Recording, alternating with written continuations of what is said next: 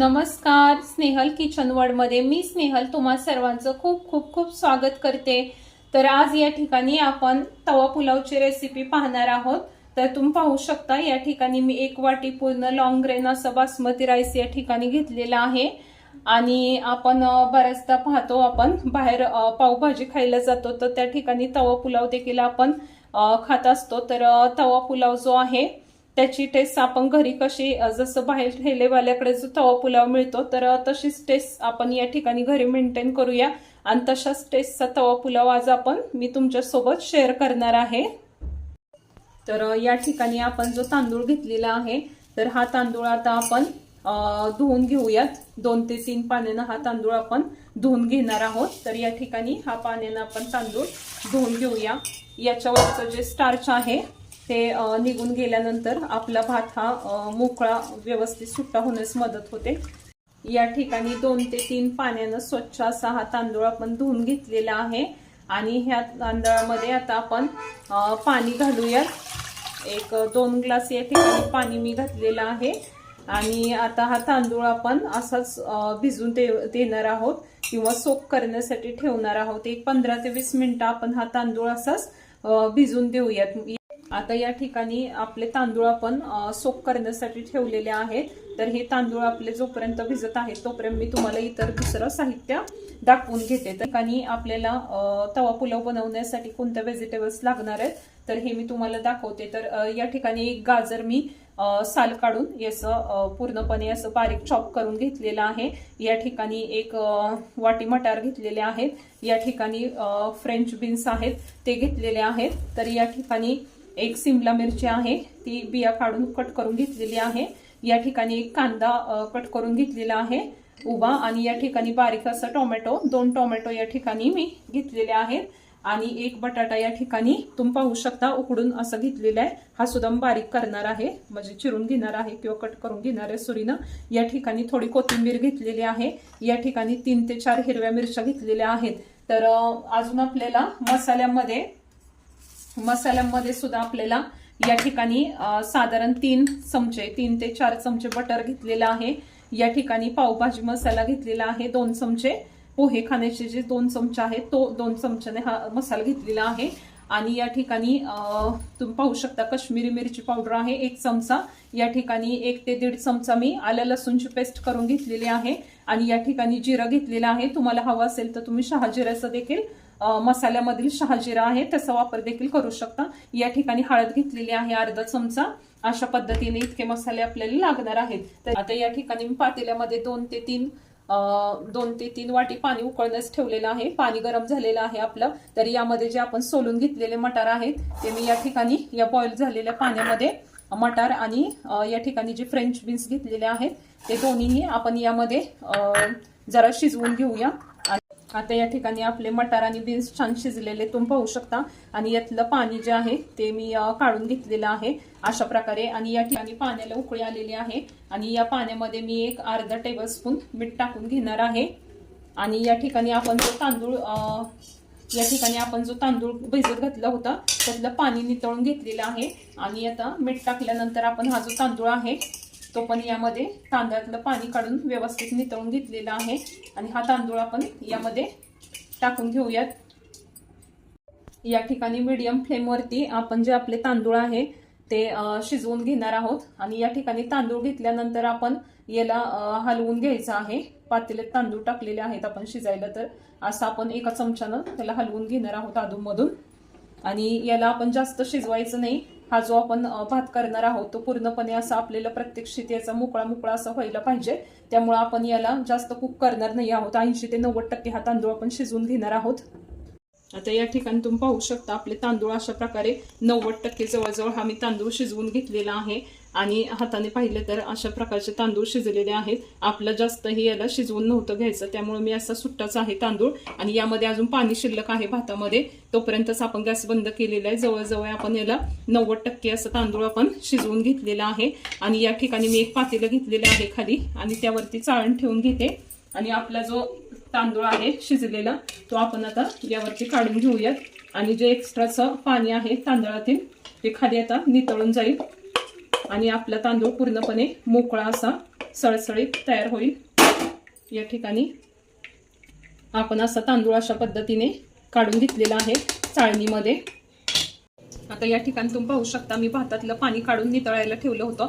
छान असा मोकळा आणि असा दाणेदार असा आपला राईस तयार झालेला आहे आणि कुठंही अनब्रेकेबल अगदी असं लॉंग ग्रेन असं पूर्णपणे दिसत आहे। हा तांदूळ आपण फक्त हलवायचं नाही आहे, असंच याला आपण थोडंसं खालतीवरती चाळण हलवूनच चाळणीमध्येच आपण याला थोडंसं खालतीवरती 2-3 वेळा मी करून घेतलेलं आहे आणि असंच याला तर ठेवू देते। या ठिकाणी एक कढई ठेवलेली आहे गरम करण्यासाठी।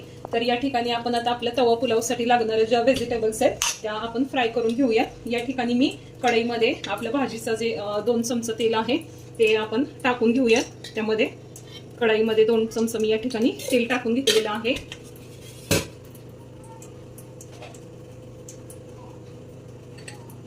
तसंच यामध्ये आता मी या ठिकाणी 1 चमचा जो आहे तो बटर पण या ठिकाणी टाकून घेणार आहे।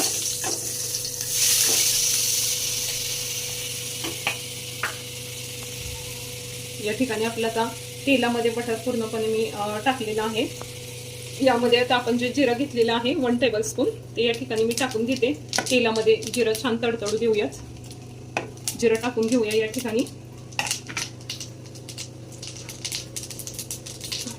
आपण काय भाज्या घेतलेल्या आहेत ते मगाशी मी तुम्हाला दाखवलंच आहे। आता या ठिकाणी जिरं चांगलं पचल्यानंतर या ठिकाणी मी कांदा आहे एक चिरलेला तो या ठिकाणी टाकून घेते।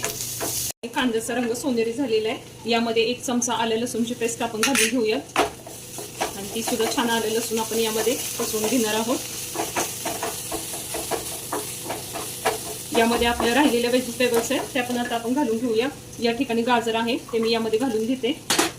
गाजर 2 मिनिटं हलवून घेऊया टाकून। आता या ठिकाणी आपलं गाजर 2 मिनिटं पसलेलं आहे। या ठिकाणी शिमला मिरची मी घालून घेते यामध्ये। भाज्या तुमच्या आवडीनुसार तुम्ही कोणत्याही भाज्या घालू शकता, आणखी दुसऱ्याही भाज्या कमी जास्त करू शकता किंवा यातील एखादी भाजी तुम्ही स्किप देखील करू शकता। तुमच्या आवडीनुसार भाज्या तुम्ही यामध्ये घातल्या तरी चालू शकतं। त्यामध्ये शिमला मिरची पसलेली या ठिकाणी आता हिरव्या मिरच्या आहेत त्या या ठिकाणी मी घालून घेते। या ठिकाणी टोमॅटो आहे तो पण घालून घेऊया। याला टोमॅटोला आपण 2 मिनिटं पसरून घेऊया म्हणजे याचा कच्चेपणा दूर होण्यास मदत होईल आणि तो पण चांगला पचला जाईल। टोमॅटो पचल्यानंतर आपण जे बीन्स आणि मटार शिजवून घेतलेले आहेत ते घालून घेऊयात। मग आता या ठिकाणी आपले बीन्स आणि मटार शिजलेले आहेत ते या ठिकाणी मी घालून घेते। सगळ्या भाज्या एकत्रित करून व्यवस्थित आपण या हलवून घेऊयात। यामध्ये आता थोडंसं बटर घालून घेते मी। गरजेनुसार जे आपण बटर घेतलेले ते थोडं थोडं तुम्ही अधूनमधून घालून घेऊ शकता। या ठिकाणी थोडंसं बटर मी या ठिकाणी घालून घेतलेलं आहे।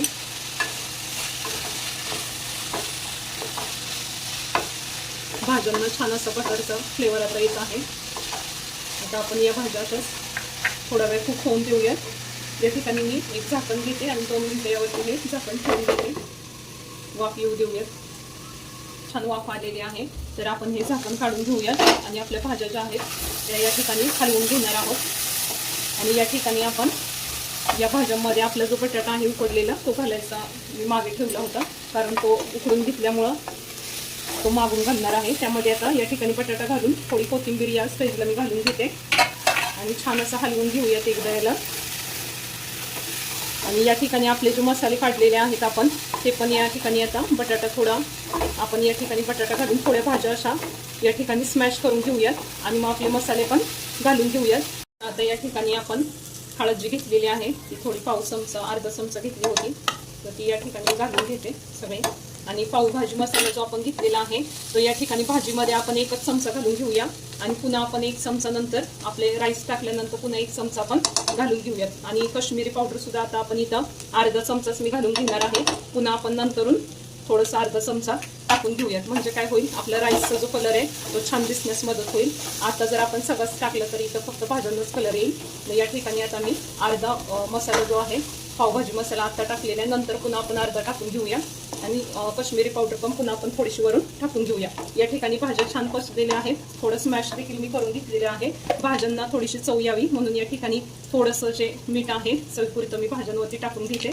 यामुळे भाज्यांना छान अशी टेस्ट येईल। आणि आपला जो तांदूळ आहे तो आपण यामध्ये टाकून घेऊयात। आपण जो शिजवून घेतलेला आपला राईस आहे मोकळा असा तो या ठिकाणी घालून घेते कढईमध्ये. आणि या ठिकाणी आपल्याला तांदळाला जास्त हलवायचं नाही, हलक्या हाताने तांदूळ भाज्या तांदूळ असं एकमेकांमध्ये छान मिक्स करून घ्यायचं आहे. अगदी हलक्या हातानं तांदूळ आपल्याला अखंडच आपला भात दिसला पाहिजे, जसं तुम्ही बाहेर खाता त्यानुसारच झालं पाहिजे. तर या ठिकाणी थोडं हलक्या हातानं आपण आता हे मिक्स करून घ्यायचं. गॅस ऑफ केला तरी चालेल, गॅसची फ्लेम मी बंद करून घेते या ठिकाणी. आणि हलक्या हातानं आता ह्या भाज्या आपण मिक्स करून घेऊयात यामध्ये. आता या ठिकाणी आपण मीठ घालायचं आहे, एक अर्धा टेबलस्पून चवीनुसार मीठ मी या ठिकाणी घालून घेते. आणि या ठिकाणी आपण थोडंसं बटर देखील या ठिकाणी मी आता यामध्ये घालून घेणार आहे आपल्या भातामध्ये. आणि मीठ आणि थोडंसं बटर घालून या ठिकाणी हलवून घेऊया. आणि आपले जे मसाले घालायचे बाकी आहेत, पावभाजी मसाला आणि लाल मिरची पावडर किंवा कश्मीरी मिरची पावडर, ते देखील आपण रंगासाठी छान रंग येण्यासाठी या स्टेजला आपण घालून घेणार आहोत. तर या ठिकाणी माझी कश्मीरी मिरची पावडर आहे, या ठिकाणी आपण घालून घेऊया भातावरती. या ठिकाणी पावभाजी मसाला देखील या ठिकाणी अशा पद्धतीनं आपण टाकून घेऊया. या स्टेजला टाकल्यानंतर काय होतं की पूर्ण असं भाताला मसाले व्यवस्थित लागतात आणि छान असा स्वाद येण्यास मदत होते. आणि या ठिकाणी रंग पण छान येण्यास मदत होईल आपल्या भाताचा. आणि या ठिकाणी कोथिंबीर टाकून घेते आणि असं छान हलवून घेऊया. गॅसची फ्लेम मी पुन्हा ऑन केलेली आहे. या ठिकाणी आता आपला तवा पुलाव जो आहे तो सर्व करण्यासाठी तयार झालेला आहे. छान असा दाणेदार असा तुम्ही पाहू शकता, पूर्ण घरामध्ये छान असा सुगंध दरवळत आहे. एकदम मस्त असा आपला या ठिकाणी तवा पुलाव आता तयार आहे सर्व करण्यासाठी. तर आता या ठिकाणी तवा पुलाव आहे म्हटल्यानंतर त्यासोबत एखादा रायता तर झालंच पाहिजे. तर या ठिकाणी मी आता एक रायताची रेसिपी शेअर करणार आहे. तर या ठिकाणी मी मिक्सरच्या बाउलमध्ये दही घेते, थोडंसं अर्धी वाटी दही मी या ठिकाणी घेतलेलं आहे. आणि यामध्ये तुम्ही पाहू शकता ही पुदिन्याची पानं आहेत माझ्याकडे. तर पुदिन्याची पानं मी या ठिकाणी 7 ते 8 पानं पुदिन्याची मिक्सरच्या बाउलमध्ये टाकून घेतलेली आहेत. या ठिकाणी 1 चमचा साखर आपण टाकून घेणार आहोत, 1 ते 1.5 चमचा, 1 ते 1.5 टेबलस्पून. आणि त्यानंतर आपण या ठिकाणी मीठ थोडंसं मी 1 पाव टेबलस्पून टाकून घेते.